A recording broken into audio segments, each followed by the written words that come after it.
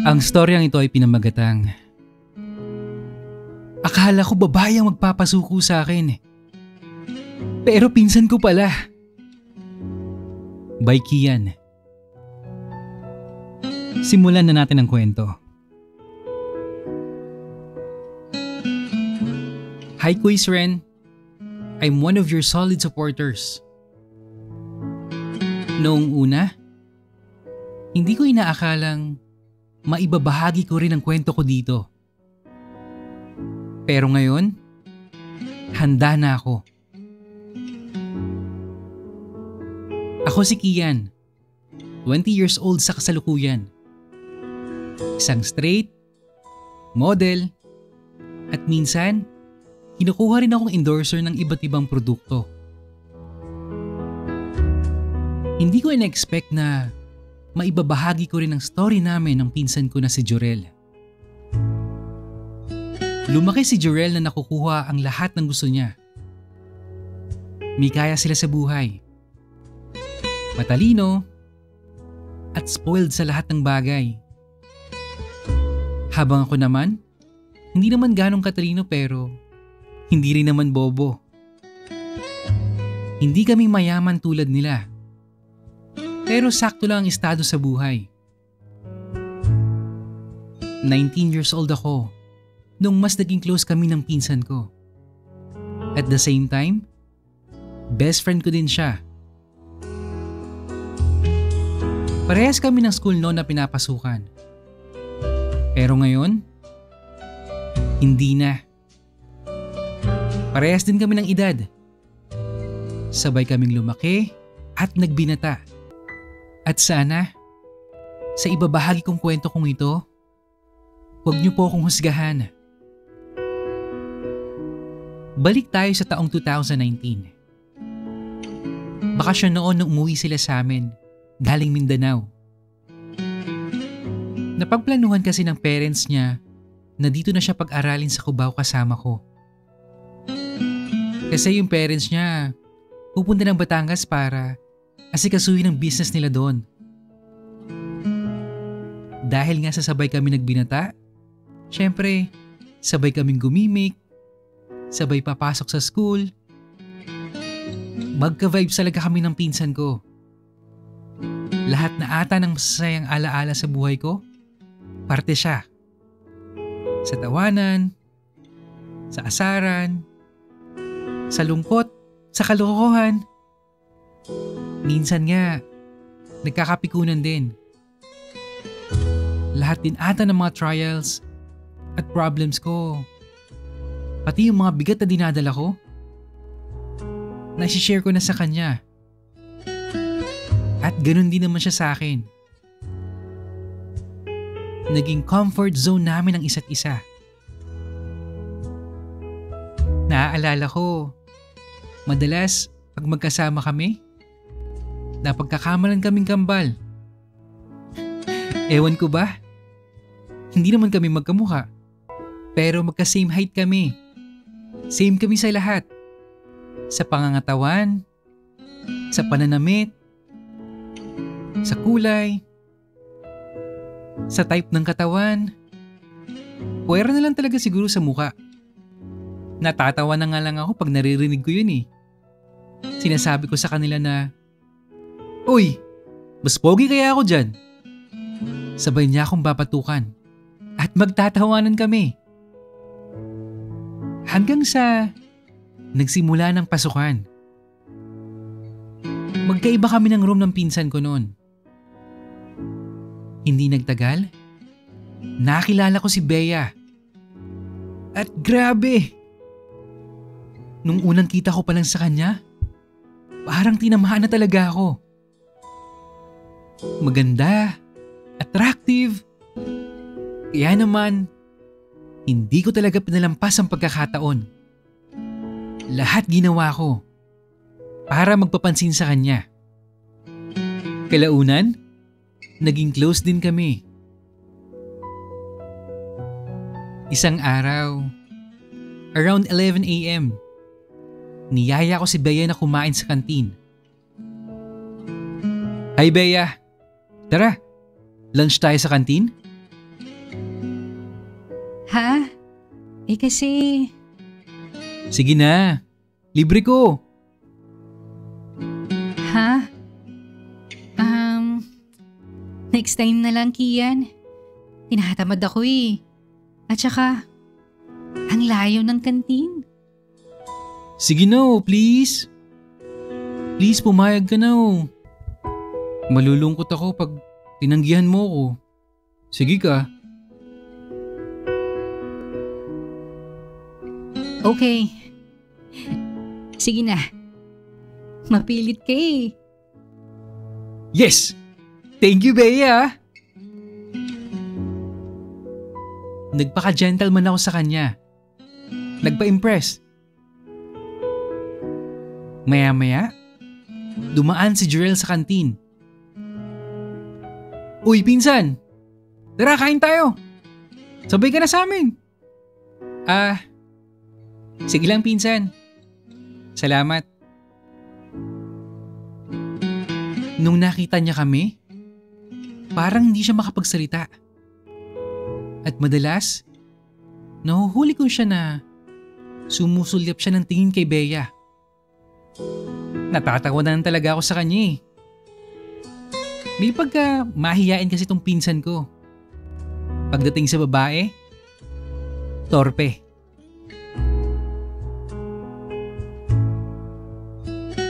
Kinagabihan, habang naglalaro ako ng ML, pumasok si Jurel at kinausap niya ako sa kwarto. Kian, busy ka? Kamusta? Ano palang pangalan ng girl na kasama mo sa kantin kanina? Si Bea ba? Classmate ko yun. Bea pala yung pangalan niya? Tagasan siya? Tsaka, ilang taon na siya? Ano to? Interview ba to, pre? Bakit di mo nalang itanong sa kanya? Kasi Kian, parang tinamaan na ako sa kanya eh. Ewan ko ba? Unang kita ko pa lang sa kanya. Grabe. Alam mo yung parang may slow mo? Slow mo? Ang corny mo pare. Pero ang totoo, parang naiilang ako kasi pareho kami ng pinsan ko ng babaeng natitipuhan. Insan, since close naman tayo, aaminin ko sa'yo. Gusto ko si Bea. Unang kita ko pa lang sa kanya. Gusto ko na siya. Naging seryoso ang mukha ni Jurel nang sabihin ko yun. Kian, paubayan mo na lang sa akin si Bea.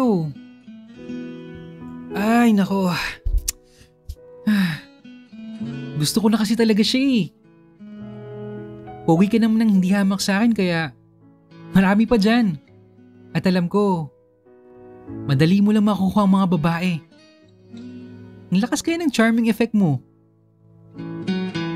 Kayang-kaya ng appeal mo yun.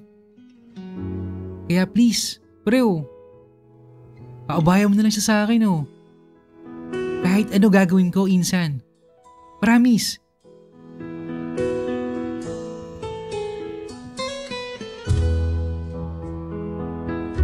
Alam mo, Kuis Ren, pinag-isipan ko ang lahat ng sinabi sa akin ng pinsan ko.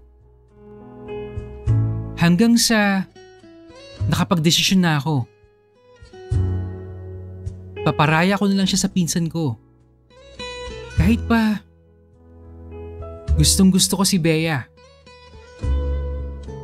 May pagka maksukista na yata talaga ako, Kuis eh. Kasi ako pa yung gumawa ng paraan para mas maging close sila ni Bea. At dahil nga sa torpe ang pinsan ko, kinuha ko yung account niya. At akong gumamit nun para ligawan si Bea. Masakit para sa akin na nagparaya ako. Pero Mahal ko at importante ang pinsan ko. Kaya ibibigay ko sa kanyang lahat. Susuportahan ko siya.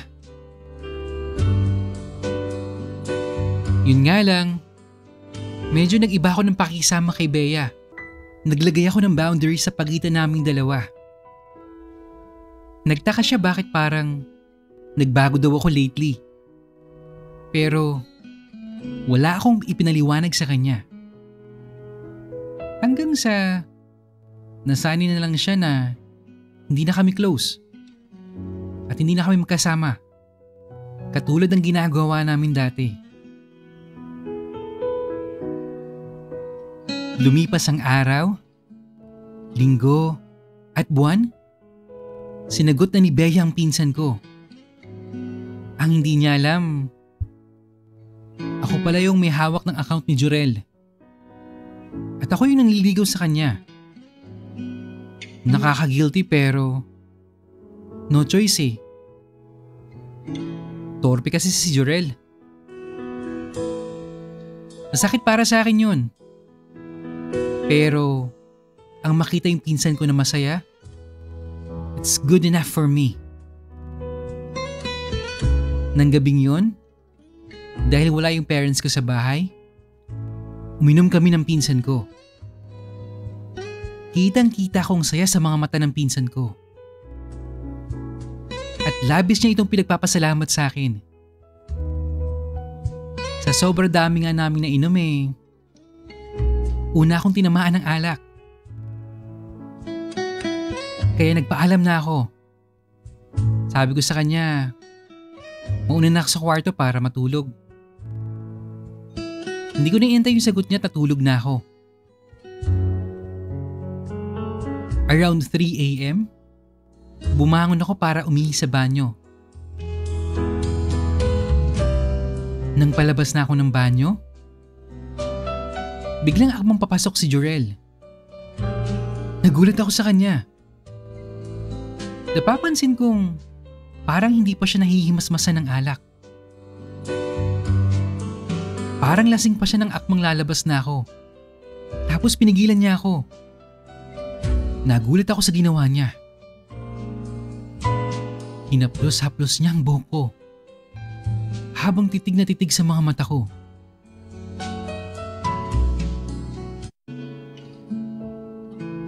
Oh, ano nangyari sa'yo, pre? Anong ginagawa mo? Teka nga, ano ba? Baliw ka ba? Baka naman lasing ka lang. Uy, Jurel! Hindi ako lasing, Insan. Hindi ako lasing. Huwag kang magbiro ng ganyan, pre. Hindi nakakatawa. Alam mo, itulog mo na lang yan. Nung akmang aalisin ko na yung mga kamay niya sa buhok ko, bigla niyang hinawakan yung alaga ko. At hinimas-himas niya yun.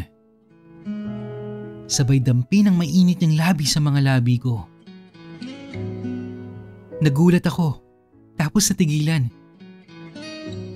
Kasi, ramdam ko yung tensyon.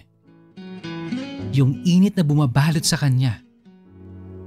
At yung halik niya na nakakadala. Nung una, gusto ko siyang pigilan. Gusto ko siyang itulak. Gusto ko siyang suntukin. Gusto ko siyang murahin. Pero, ewan ko ba? Sa sobrang pasok ng halik ni Jurel, nadala ako. Hindi ko namalayan na napapikit na pala ako.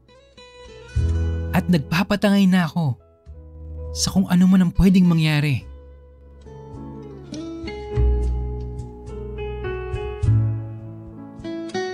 At oo, quiz rin. May nangyari sa amin ng gabing yun. May nangyari sa amin ng pinsan ko. Hanggang sa sunod-sunod nang nangyayari yun. Walang gabi na hindi siya pumupunta sa kwarto ko.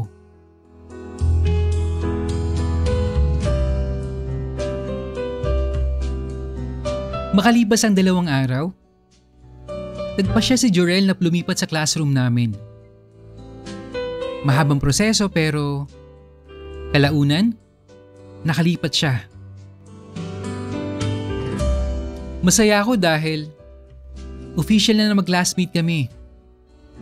Pero sa hindi ko inaasahan, dito pala unti-unting magbabago si Jorel. Dahil nag-focus siya kay Bea noon. Buong akala ko, dahil magkaklase na kami, mas makakasama pa namin ang isa't isa. Pero hindi eh. Dahil palagi silang may sariling mundo ni Bea. Hindi na kami nag-uusap tatlo. Pagdating sa bahay, si Bea pa rin yung bukang bibig niya sa akin. Si Bea, puro na lang si Bea. Paano naman ako? Paano na ako? Paano tayo?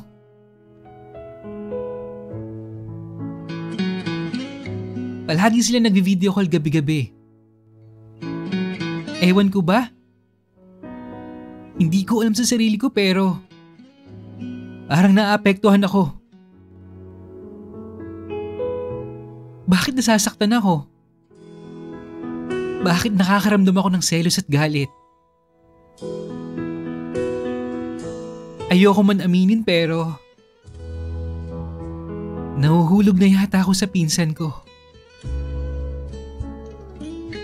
Mahal ko na yata siya.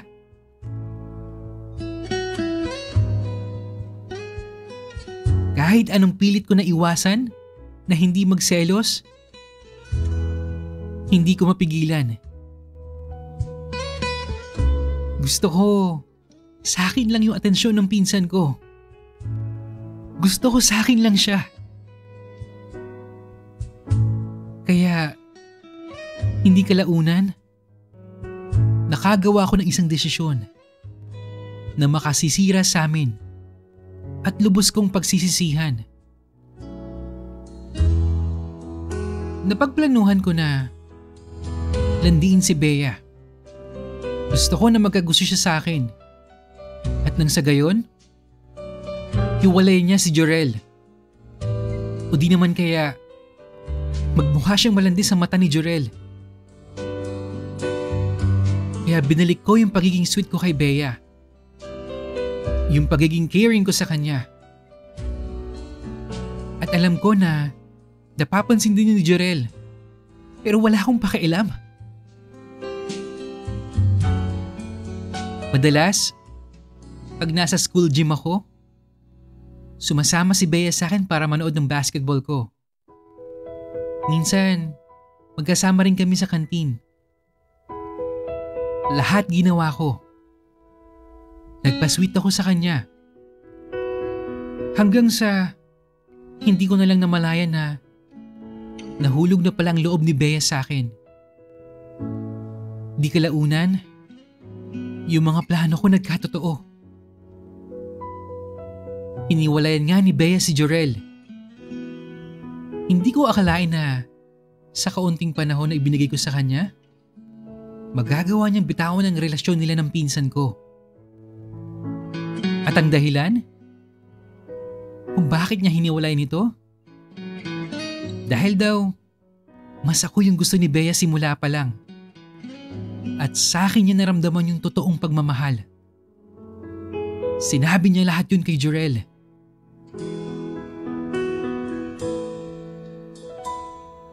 Hindi naman ako ganun kasama. Kaya nakaramdam ako ng sobrang guilt sa ginawa ko. Ginamit ko si Bea. At dinaya ko si Jorel. Sobrang guilty ko that time. Hindi ko maipaliwanag. Hanggang sa hindi na ako pinapansin ng pinsan ko. Every time na nagkakasulubong kami sa classroom, wala kaming imikan. Parang hindi kami magkakilala. Pati sa bahay, ganun din kami. Wala na yung kulitan, pikunan, tawanan. Yung asaran wala na rin. Wala na yung dating relasyon namin ng pinsan ko. Hanggang sa ngayon, gusto kong ibalik yung dati. Tuluyan na namin kinalimutan ang pagkakaibigan namin. Maging yung mga parents namin, nagtataka at nagtatanong kung bakit hindi na kami nagpapansinan. Masakit para sa akin na ako yung dahilan kung bakit naghiwalay sila at nasira yung pagkakaibigan namin ng pinsan ko. Gusto kong ibalik ang lahat-lahat. Pero hindi ko na maibabalik pa eh. Kahit iniwasan ko na si Bea. Ang sama-sama ko. 2 tao yung sinaktan ko. Kung maibabalik ko lang talaga yung panahon, gagawin ko lahat-lahat para maitama ko yung mga mali ko. I just wanted to stand by what I felt. I only wanted to love. But I fell for the wrong person at the wrong time. I hope people understand. Kaya magpasa hanggang ngayon, maasa pa rin ako na magkakaayos kami. Na kahit na bumalik na yung pinsan ko sa Mindanao.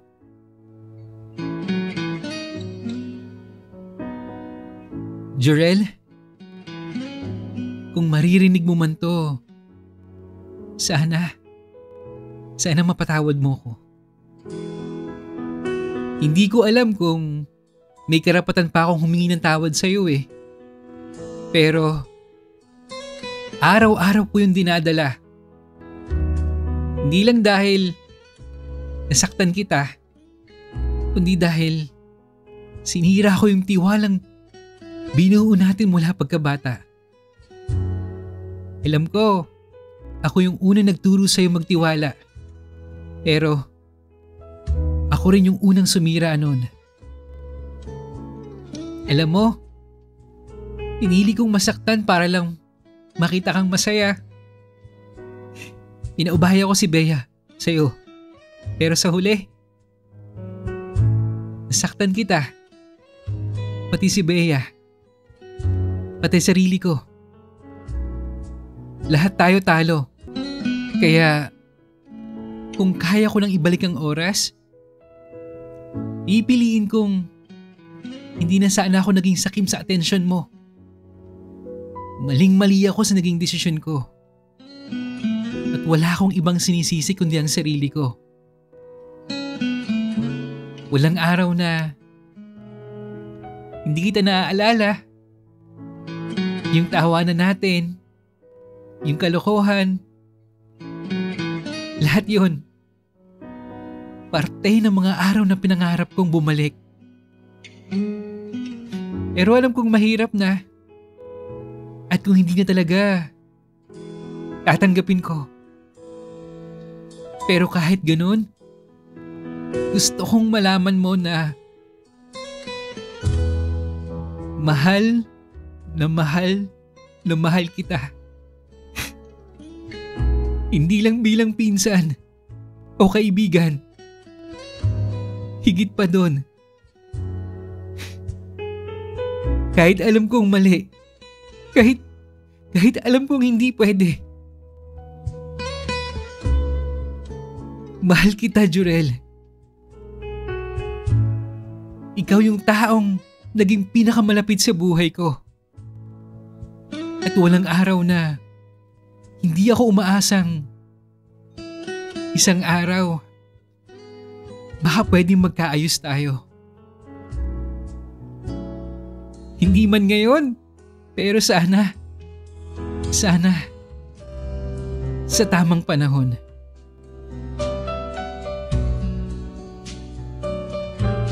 Sana may aral kayong napulot sa kwento namin ng pinsan ko. Maraming salamat. Ako si Kian. At ito ang true confession ko.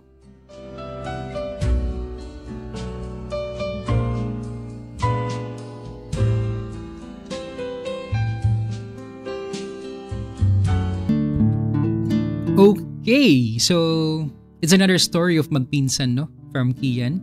Hello sa'yo, Kian, and thank you for sharing your story. First, all it takes is bravery to admit your mistakes. And I admire you for that. Kian, hindi lahat ng tao kayang aminin yung pagkakamali nila. Yung iba, tinatakbuhan, tinitiis, o kaya tatahimik na lang. Pero ikaw, pinili mong ilahad ang buong katotohanan. Kahit na alam mong pwede kang husgahan. That alone is bravery. Healing doesn't mean forgetting. It means learning. Masakit yung nangyari eh. Nasaktan mo si Bea, si Jorel, pati na rin yung sarili mo. Pero healing doesn't mean kakalimutan mo lahat. Healing means dadalhin mo yung aral para maging mas mabuting tao. Give space, not just to them pero pati na rin sa sarili mo. Let the time heal all the wounds. Ako, personally, naniniwala ako na lahat ng sugat nagagamot ng panahon. Just don't rush the process. Healing isn't a race. It's a quiet personal journey. Sometimes, stepping back doesn't mean giving up. It simply means respecting the pain, yours and theirs. And in time, I believe that heart learns how to forgive, even if scars remain. And I think, mahal ka rin ng pinsan mo. Alam ko na bawal sa mata ng Diyos at tao, pero ang hirap kasi kapag puso na yung nagdidikte, no? Pero bata pa naman kayo eh. So, malalaman nyo yun sa pagdating ng panahon. Kung talagang legit pa talaga yung nararamdaman nyo para sa isa't isa. O yung nangyari ba nung gabi na yun eh, init lang talaga ng katawan. Your story doesn't end here, Kian. This is just one chapter. Painful one, yes. But also a turning point. What you do next will define who you are, far more than the mistakes you made. Use this pain not to punish yourself, but to fuel your growth. Learn from it, own it, rise from it. Please continue sending your stories sa imrensantiago@gmail.com. Send nyo lang yung story nyo dyan, guys. At sa mga hindi pa po nakapag-subscribe, mag-subscribe ka na, i-click ang like, mag-comment, i-hit ang notification bell para updated kayo sa mga news stories natin. At syempre guys, huwag niyo na pong i-skip yung ads. Balatan nyo na sa akin yun ha. Yun lang at maraming salamat po sa patuloy na pakikinig. Hanggang sa muli.